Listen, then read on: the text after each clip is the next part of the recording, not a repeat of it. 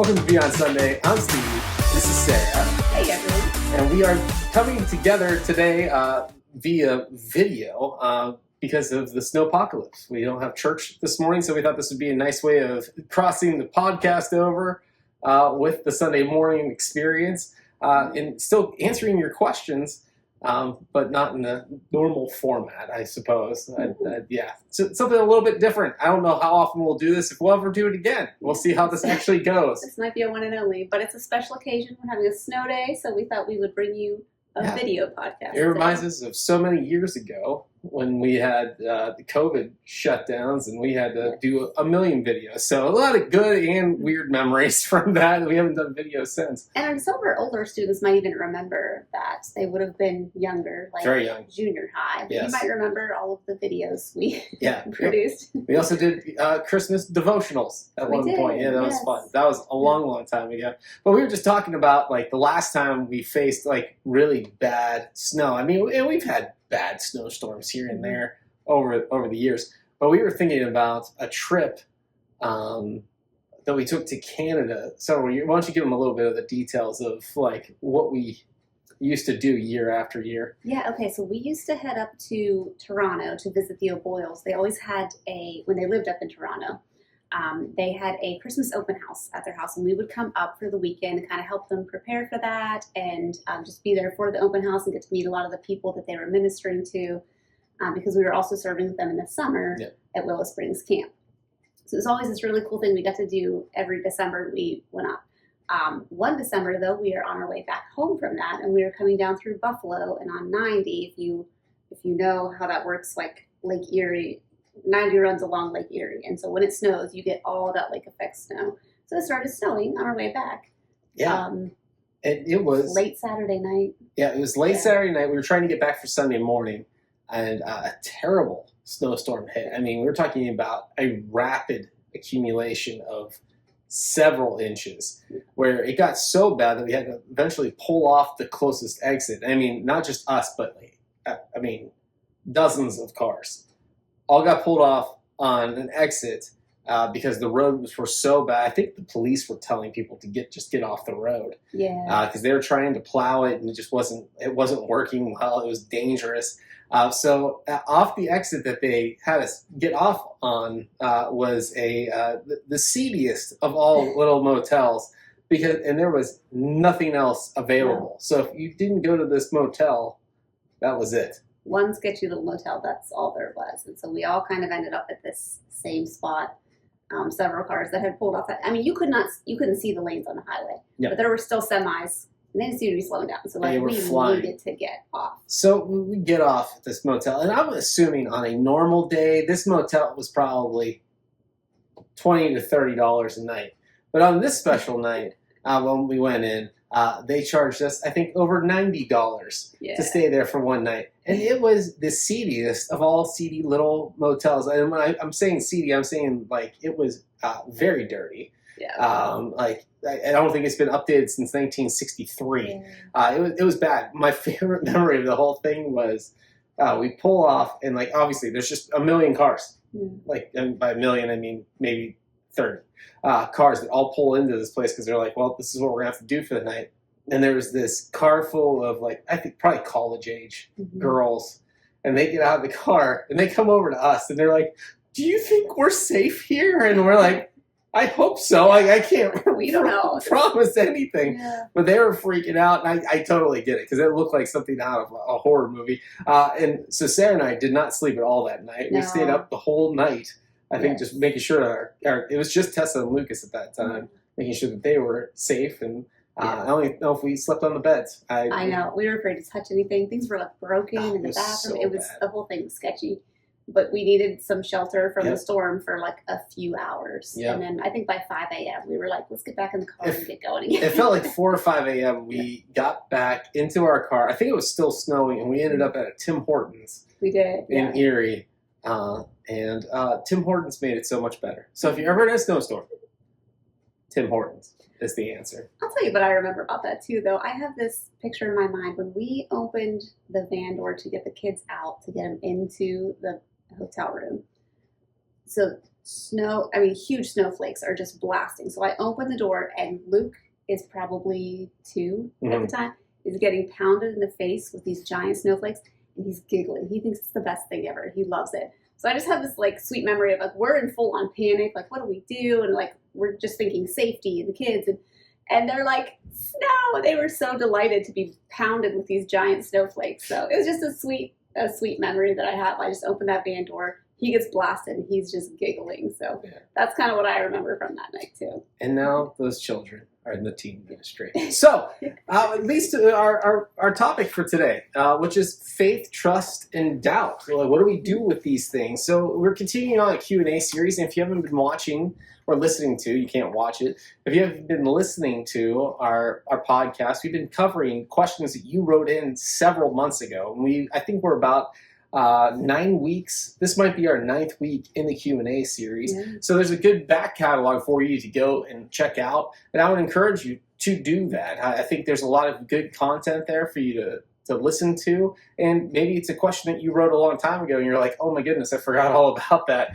And you'll find it there. We've really enjoyed answering these questions. You guys have written in incredibly insightful and I think well thought out questions about faith and about God and about who we are as believers. So thank you for doing that. And we're just going to get right into our first question. So go ahead, Sarah. Yeah, so this whole section today is called Faith, Trust, and Doubt. And all of these questions kind of surround the topics of faith, trust, and doubt. And as believers, I think we all have these questions. So I love these questions. I think they're great. I think we can all struggle in these areas in one way or another in certain seasons of our life. Or if you're struggling with, do I believe at all? This is going to be good for you to listen to as well. Because I think sometimes we make this assumption, if we jump into this faith thing, it has to be just, we can never waver. We always have to just fully 100% buy into everything that we're told. And I think part of our faith journey, there is a struggle to it. And so maybe that kind of gives you a sense of encouragement or hope that this does not have to be a perfect walk, because it never will be a perfect walk, but we do have a perfect Savior. So question number 1 is, what can I do to trust God more? Yeah, and this is kind of a long road kind of thing. It's not, you can't instantly trust anybody. Like we know that you can trust God because we've learned it over a long period of time. And it's like any relationship, any friendship that you have with anyone, trust is built. The beautiful thing with God is trust is not, I don't think you could really lose trust in God. If you really know God and experience Him, once you've built trust with Him, you'll never lose that trust with Him. Unlike human relationships where trust is built and can be broken and very hard to build back to where it originally was. So what can you do to trust God more? I would say this. You need to take time to meet with God so you see what He promises, understanding what God has done. Listen to the testimonies of other people is an incredibly important aspect of trusting God more, because you see how God has been faithful to other people. And then really taking inventory of how God has been faithful to you. Like when you recognize good in your life, like reminding yourself like that goodness is from God. Like, and when you've gone through hard things and you come through it, that strength that was built is from God. And this is all things teaching us to trust God in all things. And I think as you do that, you build up this habit of recognizing that God is the one that's providing all of these things. It's not me that's provided this. It's not this world that has provided this. It all comes from Him. And it's through those means that we come to trust Him all the more. Yeah, and I would say too, so one of my favorite verses is Proverbs 3, 5, and 6. This trust in the Lord with all your heart and do not lean on your own understanding. Mm-hmm. And I think that's the part too where we can trust God to a certain extent and we can say, yeah, I trust God. But we tend to fall back on what we think should be how things should go. In a lot of situations, like we tend to still lean on our own understanding, just given our limited lens and viewpoint of a situation. We tend to think, well, this would be the best outcome or this is the best path forward. But sometimes that's literally just coming from us. So to try to kind of back up and take a wider lens on something to go, okay, God knows more about the situation than I do. He can see things I can't. He knows what needs to happen in certain situations for His will to be done. To be able to let go of our own understanding and to lean on God. It's definitely something we have to kind of continually work at as Absolutely. believers. It's our trust in God can be tested quite frequently just from our own internal what we feel like should happen in a situation. It's like, yeah, I'm trusting Him, but I really need it to go this way. Yeah. You know? So sometimes we have to step back and go, am I trusting God, or am I still leaning on what I think is best here? Yeah. Really allowing God to provide. Mm-hmm.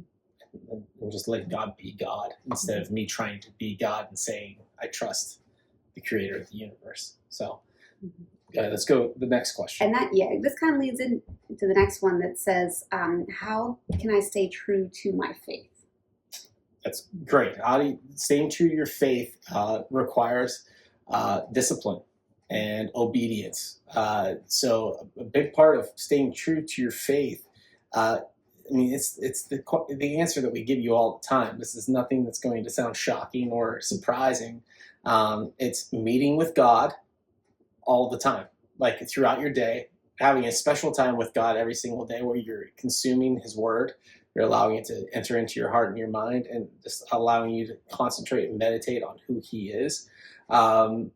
Surround yourself with godly people. This is an incredibly important aspect of it. If you need encouragement all around you, you need people that are well ahead of you in your life to help you understand what the long road looks like as a believer.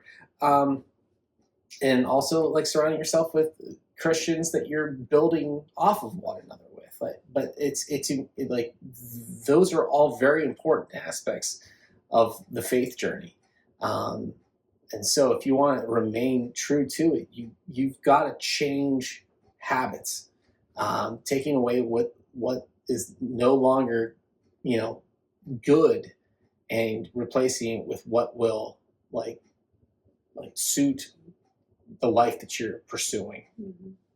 Yeah, I would say one of the first things you said was being obedient to God, and I think that is not, that's pretty countercultural. That's not what people want to hear. It's not necessarily the easy path, but it is part of this process of staying true to your faith, is remaining obedient to His Word. Mm-hmm. And that's not always going to be fun or easy. I mean, He does call us to more. And it is a better life in Christ and living for Him and serving Him. But that does not mean it's an easier life. And so sometimes it is setting aside our own desires and wants and following what we know we should do. Absolutely. I like Romans 12, verses 1 and 2, I think really set the stage for our life as a believer. It's my favorite passage in the entire Bible, but it's talking about, first in Romans 12:1, it's talking about we are to live our lives as a living sacrifice that's holy and pleasing to God. That means a living sacrifice means I am letting go of my wants and desires to do as God calls me to. So that's step one of living out my faith and being true to my faith, is sacrificing what I want for what God desires for me. That's part of what Sarah was just saying with the obedience aspect of it. And then verse 2 is all about not being conformed to this world, but being transformed by the renewing of your mind.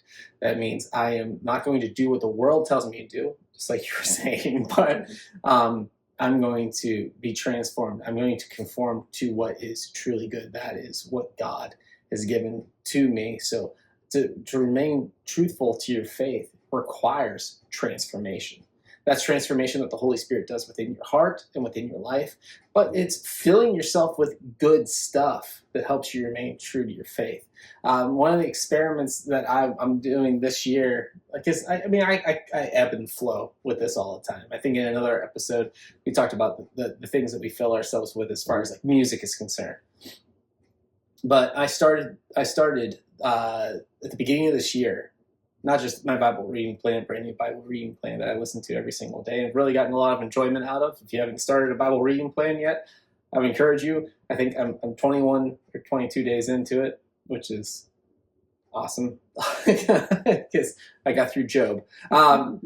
but on top of that, instead of listening to the music that I'm comfortable with, I've been listening to worship music and just Christian music from when I was kind of coming into my faith, you know, almost 20 years ago. I'm not super big into the current music, but that's just what old men do all the time. But I love the music that like kind of was there when I was growing in my faith. And what I realized is that has also like helped me keep focused on what's most important, like praising God in everything.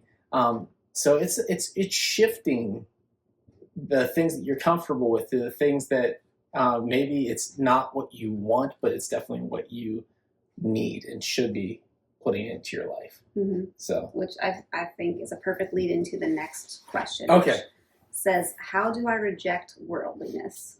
Yeah, you choose what God has for you over what the world has for you every day in every circumstance, no matter what you're facing, no matter what consequence that choice might bring. And by consequence, I mean maybe people reject you, maybe people don't like you the same way that they used to, but you know you're doing what God is asking of you.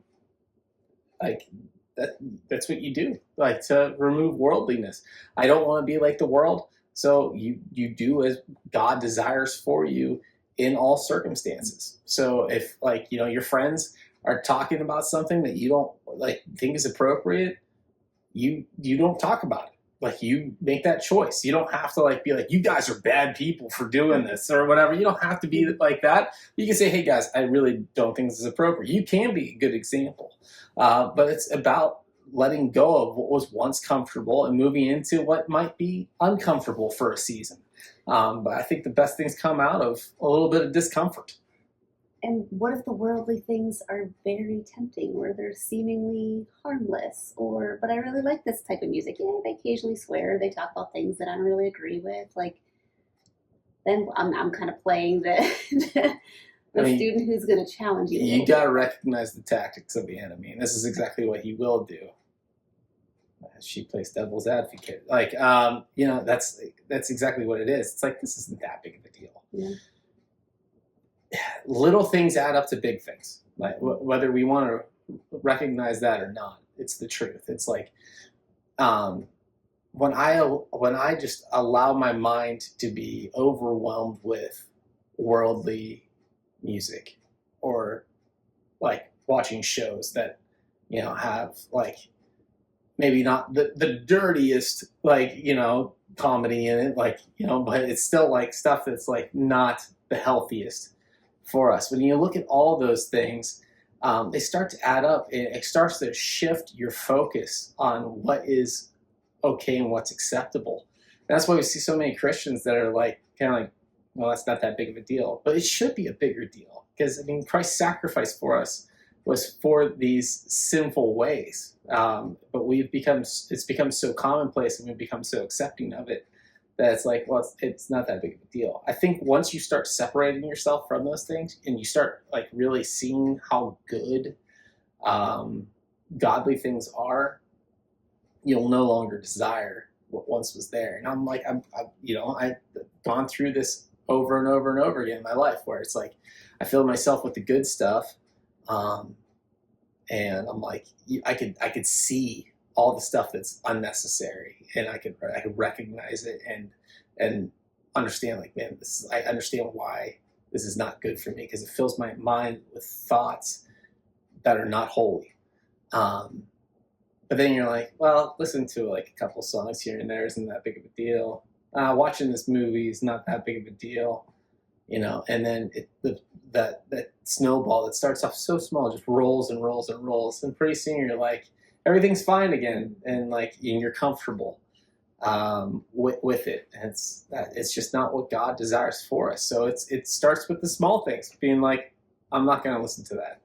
I've had to go through this a million times, where it's like rejecting the music that I grew up on and enjoyed and inspired me to be a lot of who I am, even no more. And I think that's the only way forward in a world that like wants you to be distracted by these little things that don't seem like a big deal. Yeah, and I think, we had just listened to a podcast recently where they had kind of issued this challenge of for 30 days, you cut out anything that you are taking in, any sort of content you are taking in that is not edifying or encouraging you in your faith, or building you up in your faith. If it's not doing that, take it out just for 30 days and just see what happens. Watch your mindset shift, because I think it's so subtle. Even maybe you don't watch movies with, content that you shouldn't, or maybe it's not like a music or movies or that kind of thing, but maybe you're scrolling and you keep seeing like this is what you need to be happy, or you should have this item, or you should be doing this thing, and like a lot of these little ideas are slowly slipping in your mind, like, this is what your relationship should look like. This would make you happier. Like all these worldly ideas do get ingrained in your mind, especially if you see them again and again and again. And if you are on your phone seeing these things, or it's on the TV or the tablet or whatever it is that you are taking in and absorbing, you don't realize how much that's building up in the back of your mind. Like, we should be pursuing these things. We do need these things. Like, I do deserve that. If you take all that out and focus on nothing but things that build you up in your faith, you'll see your own mindset shift. And so that, I forget who even said that, but they said for 30 days, just try it and just watch how you stop caring about those things that you thought were so important, because it's not being fed to you constantly. Yeah, it's probably Kyle Edelman. That's who that's my primary influence. I feel like that's something he said in the message. Could have been. I don't remember. You should be watching Kyle Edelman too. No, but it made me think of this. 1 John 2 verse 15 says, "Do not love this world nor the things it offers you. For when you love the world, you do not have the love of the Father in you. For the world offers only a craving for physical pleasure, a craving for everything we see, and a pride in our achievements and possessions. These are not from the Father, but they are from the world. And the world is fading away along with everything that people crave. But anyone who does what pleases God will live forever." If that doesn't sum up everything that we were just talking about, why should I reject it? Because it's empty calories, right? Like the things of this world are not adding up to anything. They're not fueling us. It's not giving us any of the nutrients that we actually need as a believer. We need what God has for us. It's the better option. It's like when we're at the table and you got the vegetables in front of you, but man, pizza is so good. It's like, yeah, that's great, but that's garbage in comparison to what this offers me. So sometimes it is a matter of like, I know I have a craving for this, but what's actually going to fuel me and fill me and make me feel like the way that God wants me to feel is accepting the things that sometimes it takes a longer time to recognize that this is better for me. Yes. Absolutely. So okay, so continuing on. The next one is actually a two-part question. Yay! I love two-parters. Is it okay to question God? And is there a certain way to pray? Is it okay to question God? Yes. I think God likes when we question Him. Now, I don't think we should be in the habit of everything with God comes down to reverence. That means like respecting God for who He is. So I don't think we should ever be like dogging on God, or we're like mocking Him or anything. But like questioning things, I think also helps. Like when we question God, we are also recognizing that He exists, that He is in this, and that we're struggling to understand His ways. And listen, there is a lot of mystery to what God does, and so often we hate mystery because it's not clear-cut answers. But I think that's the beauty of God, that we don't fully get to understand Him, why He does what He does, why He doesn't do what we want Him to do at times. Like that is the profound mystery that even Paul speaks about in his writings.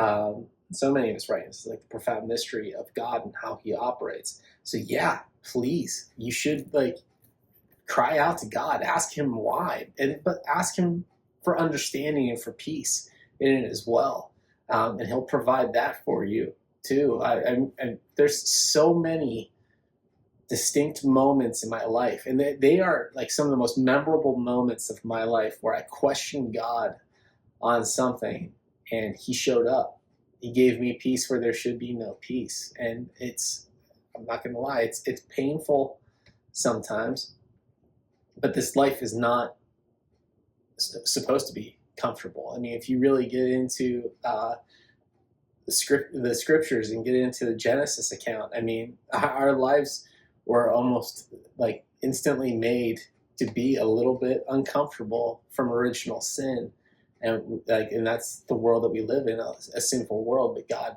promises us eternity with Him that is in perfect peace. That's no longer what this world is. So yeah, cry out to God, and He'll help you understand. Like, yeah, this world is difficult, but I'm in it with you. I'm strengthening you, and I'm making you into a better person as you go through these things. And I would say this, and my encouragement to you is, don't give up.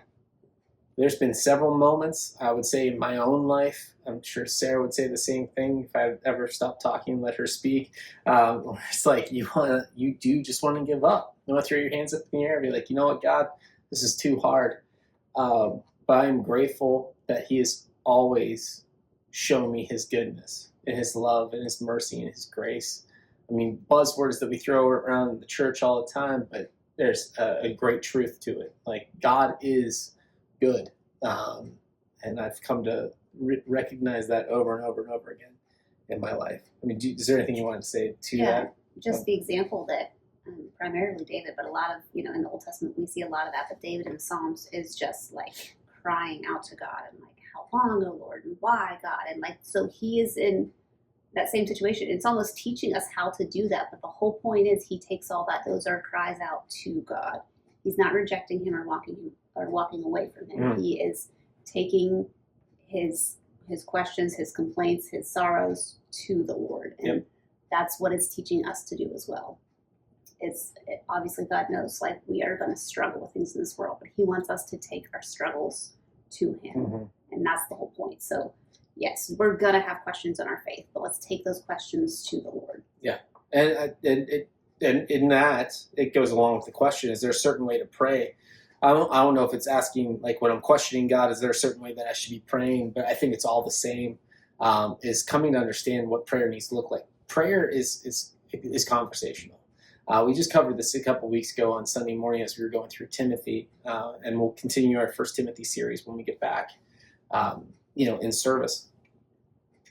There's no specific way to pray. Now, Jesus does set before us the example of how one could pray.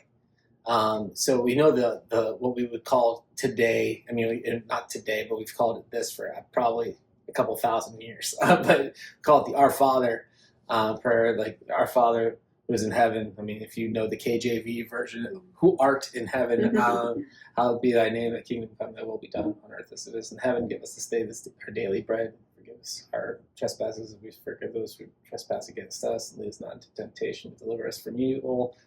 For thine is the kingdom forever. Amen. I missed a part. They're pretty good. They'll write about it in the comments. The whole thing is like what Jesus is setting before us there is kind of a roadmap as to how we can pray, and elements that we can incorporate into prayer. Like, I think I missed the part about Thanksgiving. But the first thing is like always recognizing God's place in our lives. Like, He is above all things. And I think continually lifting that prayer up to Him, not in a way it's like we're trying to we're not trying to schmooze God or anything into thinking that but a genuineness in our heart of like recognizing, hey, God is above me. Like, that goes back to the whole thing about reverence. Like, we revere Him, we put Him in the place that He deserves to be in. We thank Him. We're grateful to Him for all that He provides us daily. And I think it's important for us to recognize that everything that we possess is because He has given it to us. Everything that we eat, everything that we drink, every bit of material that clothes us, the roof that is over our head has all been provided by God. And you might say, how? It's not necessarily directly, but a lot of times indirectly. It's that God has given your parents or you the capability to work, to earn that money, to bring home that paycheck, by those things. Like everything is provided by him because he created it all. And like asking, in those prayers, asking God to forgive you, forgive those who have hurt you, and to be led away from temptation, like the things that come against us all the time, those little temptations that sink down in, or like we things that we desperately desire but are not good for us, like helping God to rebuke the enemy so that we can remove it from our lives and not allow it to overtake us and fall into it. So but as far as your daily prayers are concerned, you could mix elements, all those different elements, into every single prayer. But I think the biggest thing is taking time to have a conversation with God. Like we have intercessory prayers, that's where we pray for other people. We just pray and have conversation with God. We have prayers of thanksgiving and just thank him for all that he's provided. And the list just goes on and on and on. But I like this. Psalm 62:8 says, "Pour out your heart before him. God is a refuge for us." Like, you need to see God as your safe harbor. Like when you go through a really rough day, and as you go through that day, and you're like, man, everything is just coming against me. Everybody's against me. The world is just an awful place. See God as your refuge. He's your strength. He's the one that's going to provide you what you need in that. So just pour your heart out to him. Right in that moment. Don't wait. If you need to, ask somebody else to pray for you. I think it's an important thing. Like it's an honor to pray for somebody else. It's an honor to be asked sometimes to pray for somebody else. So do it. Okay. I talked for too long. You're fine. The next two kind of go together, and they're similar. They kind of build off the last one. It says, "Is it okay to doubt God or your belief at times?" Mm. And along with that, have you ever felt doubt in your faith, and what did you do to deal with it? I've absolutely felt doubt. I'm sure you would say the same thing, where you've doubted your faith. I've doubted so many things about God over. I don't know if there's ever going to be a time. I think as you mature as a believer, you do it less. But I don't think there's anybody that's so perfect that would say like, yeah, I never doubt. Like, that would be arrogant for us to say, because it's our human nature to think that we know better. And I'm sure people who are slowly being perfected and sanctified over time have come to a better place where it happens very infrequently, if at all. But I will say for myself, yeah, there's been plenty of times where I've doubted. I've doubted God's goodness. I've doubted God's direction, God's calling on my life, like everything. There's not been an area of my life that I'm not like, you sure you know what you're doing, God? And as soon as you say that, like if you really vocalize that, it makes you come to realize that, man, I am way out of line. Like, yeah, God knows what he's doing. But yeah, it goes along with the last question. Yeah, it's okay to doubt God from time to time, because once again, it's recognizing God's in my life and I'm building a reliance on him. So we're asking questions, and we are desirous of answers and understanding. Do we always get to completely understand God's will and way? No. Like we were saying just a little bit ago, we don't always get to see that. But as we grow, I think we come to see, man, God is faithful not just to me, but to so many people. Like when they did that testimony Sunday almost a month ago, and had 3 different people share their testimony. You listen to what they have to say about what God has done in their life and how he's transformed them. It's like, man, God is good and he is in it. Go back to our Thanksgiving service when people do their testimonies, and it's the same thing. Sarah's done her testimony that night and talking about God's goodness in her life, and even within her testimony talks about the struggles that come along the way. Mm-hmm. If you've been part of the teen ministry for, I don't know, a year, you've probably heard my testimony 10 times. Because I'm just very willing to share. There's been difficulties that I've gone through that caused me to doubt God's faithfulness. But he's always shown up, and I've been blessed by it. Even in my darkest of dark valleys in my life, God has shown up. So I think, it is part of the walk. I mean, there's examples of it. I mean, people crying out to God, asking why He does what He does. And, I think Jeremiah is a pretty good example of that. If you wanna, it's a tougher read because I mean, we're talking about a time in Israel's history where they've once again lost everything, and Jeremiah is a faithful servant of God. He's like, God, why? Why all of this? Why all this pain?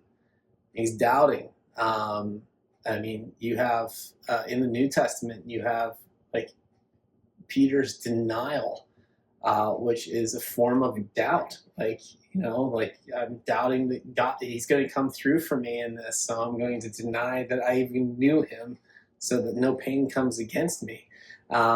It's Thomas too in the New Testament. I mean, it gets the awful nickname Doubting Thomas. That's not a nickname that you want for throughout all of history to be known as Doubting Thomas. But it's all the same. Like, people throughout all of history have doubted God, and when you are doubting Him, what are you doing? Are you meeting with Him more? Are you drawing away? The enemy wants you to draw away.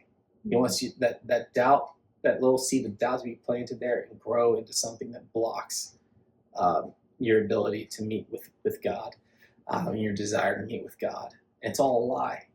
It's all a lie. God's goodness is good. It's true. It's real. What the enemy has for you and what this world has for you is deception. It's all a lie. It's all things that are going to amount to nothing, because it's going to tell you that you'll find pleasure in all these things. You'll find pleasure in relationships, whether those are romantic or just like friendly conversations, in material possessions, in your jobs, in status and power. And all those things are going to leave you wanting more and feeling hopeless. God always inspires hope. I feel like I missed part of the question. What was that? I mean, you covered that you felt doubt in your faith and what you do to deal with it. Mm-hmm. Is it okay to doubt? And yes, we gave several examples, and one of my favorites is in Mark chapter 9, the father that brings his son to Jesus for healing. Mm-hmm. He said, if you can, heal him. And Jesus is kind of like, if I can, like all things are possible for one who believes. Mm-hmm. And the father goes, I do believe, but help my unbelief. Oh, I love that. He's acknowledging, like, I believe.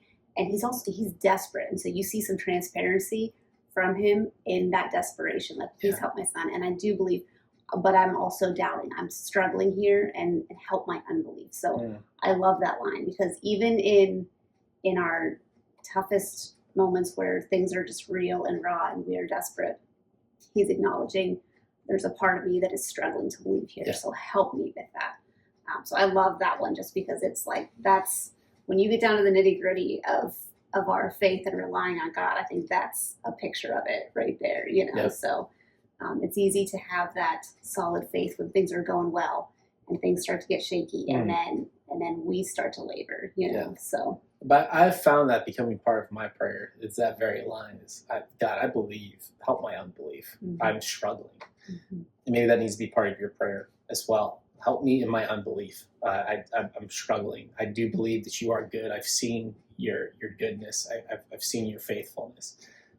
But help me as I waver. And I think and God is faithful, again, in that. And it shows you that He's right there with you.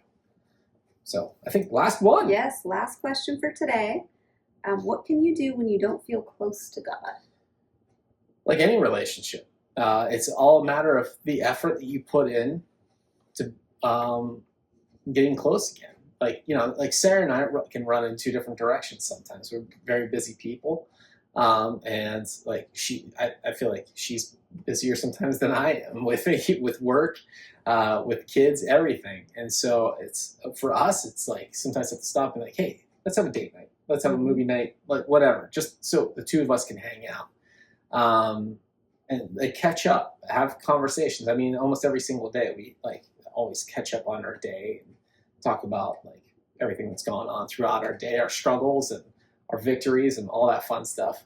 And so it's a matter about, my favorite word in the whole world is intentionality. If you are not intentional about meeting with God, you will not feel close to Him. So it's all a matter of like, if I feel distant from God, because here's the thing, God's close to you. He's not pulling away. He's just waiting for you to recognize how close he is to you. And so if you're feeling distant, it always comes back to the same things. We're missing the fundamentals of our faith, which is my daily quiet time with him. I'm not meeting with him. I'm not growing in. I'm not focusing in on him. I'm not meditating on his word. Because you might be going through the motions, like a lot of people will do, or it's like, well, I'm doing the Bible reading plan, but like you're listening to it, but you're not hearing it. Mm-hmm. And I've done that too. There's some days, man, when we were going through Job, I keep dogging on Job, but it's the truth. Like there's some days where we were listening to Job and I'm like, I'm tuning out. I'm playing Block Blast. I'm just trying to get through, like trying to keep the habit going. But I'm not really tuning in. And then I listened to Tara Cobble at the end, and I'm like, oh man, like I should have been paying attention a little bit more, because she's like pointing out all like the God moments, the God shots, as she calls it, of like how God is showing up in it. And it's like, oh, okay, like there's so much more to this. So if you're not feeling close to God, are you paying attention to what you're doing? Because God's there. Like he's never distant from you. He's never like James 4:8, draw near to God and he will draw near to you. Like he shows you he's there. So you need to put in the effort to build that bond. Like any relationship, if you want to have a close relationship with a friend, you meet with them on a regular basis. You sit down, you have conversations, you get into the depths of what's going on. You become vulnerable with that person. It's the same thing with like romantic relationships, like with boyfriend, girlfriend, eventually, the person that you want to be your spouse. Those relationships should be the most intimate, like where they know your innermost working, your innermost being, like you're having that depth of conversation with them. It should be even further than that with God. Like the person that should know your inner, he knows your innermost workings, but are you revealing those to him? Like from within, like are you giving those things up to him, or are you just kind of like, oh, God already knows me, God already, like he created me, he knows everything, right? No, like he wants you to see that, he wants you to love that, and he wants you to be vulnerable with him. So if you're not feeling close, it's because the effort's not there on your part. It's not that God's not showing up. A lot of times it's I'm not showing up. Or you're not liking how God is responding. And sometimes that's the problem too. That's true too. Sometimes we just don't like, the answers we're getting or not getting in a situation. But there are definitely seasons. I would say that's fairly normal and natural in a person's faith journey, that you have seasons where people almost they describe it as just distance or dryness, or they just don't feel that connection. And we're kind of like basing that on emotions. But if I'm going through a season where I don't feel close to God or I feel distant, he didn't move. I've gotten into like repetitive motions, and I'm not having that like quality time with him. So if that's happened to you, or you're in that, you can feel that, understand that's normal, that's natural, but that's going to take, like you said, intentionality and effort on your part to have that quality time where you are spending time with the Lord daily, and you are eagerly trying to seek him and learn from him and let him work in you. Absolutely. And it probably means, like we said before, you cut out some other things to make that happen. Because if you're letting other things speak into you louder than God, like obviously one is going to overtake the other, and you're going to feel distance primarily because the noise is so loud of all the other things that are coming at you. So you got to sometimes turn that way down or cut it out completely, and be very intentional and focused about your time. Absolutely. With the Lord. Absolutely. So that's all we have for you today. Our prayer for you is that you continue to grow in your trust and understanding of who Jesus is and who God is in your life. We pray that you keep safe over the next day or week or month or year. We don't know. Is this the next ice age? We have no idea. It's not. Like, it's probably just going to be a few days of a lot of snow, but stay safe, stay warm. And we look forward to being back with you. We're excited about all the things that are coming up in the teen ministry. I hate to do announcements on a video that's going to be out there for a long time, but maybe it's worth reminding you a couple things. First off, Canada is coming up. We were supposed to have interest meeting signups and start talking about when we're going to meet for that. That will start next week. So February 1st, we'll have that sign up, and probably on the 8th, which is going to be the Everything Day, because that's also Urban Air Day now. We'll also probably meet in between services with your parents to talk about what that trip is going to look like. And I think that's pretty much. We also have baptism coming up on the 8th as well. So if that's something that's been on your heart lately. Everything Sunday. Yes, in February. on Everything Sunday. It's also the Super Bowl. The big game. I don't know if we're allowed to say Super Bowl. And then the Equipped Conference is coming up on March 7th. And that is an amazing experience. If you didn't go with us last year, I felt like that was an incredible day spent with just us focusing in on some areas where we could focus in on God. Take some breakouts that help us grow in our faith in areas that interest us, and then just also have a lot of fun. They provide a meal for us. There's games, there's prizes. I think last year one of our students went home with a Switch, a Nintendo Switch. Yeah. So yeah, it's a well worth your time, and it's not that expensive. It's $20 for you, $15 for a friend or a family member. We would just encourage you to come out and be part of that. So I'm Steve. I'm Sarah. Thank you for joining us Beyond Sunday. We will see you next time. Bye.